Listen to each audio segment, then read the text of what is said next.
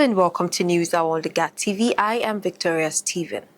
The Kogi State government has activated a coordinated security operation to safeguard worship centers, schools and vulnerable public places across the state. This followed the directive by Governor Ahmed Usman Ododo following recent attacks on worshippers and schools in neighboring states. The chairman of Lugard local government area, Abdullahi Adamu, disclosed this after a meeting with heads of security agencies to review security situation in the state capital. So you agree with me that there are churches who are in isolations, far away from the people, and the directive is that all these churches be closed down at the moment, and those churches who go for, those Christians who go for night vigil, we advise that the directive has come that we should stop that night vigil.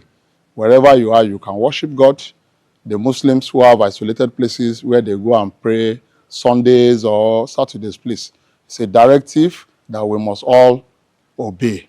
Speaking after the closed-door meeting, Lokoja Area Commander of the Nigeria Police, ACP Abubakar Umar, said security agencies met with the local chairman to review the local security landscape and implement immediate preventive measures in Lokoja and other areas. He noted that under the new arrangement, 5 joint security teams drawn from the Nigerian Police, the Nigeria Security and Civil Defense Corps, the Department of State Services and local vigilante groups will patrol remote areas with focus on churches, mosques and schools while discouraging night gatherings in vulnerable areas. Isolated churches and mosques, and even to some extent some isolated schools, to provide adequate security and to tell them to curve in on the excessive night vigil or maybe isolated worship areas to avoid unnecessary attack or putting themselves vulnerable or making themselves vulnerable to attack.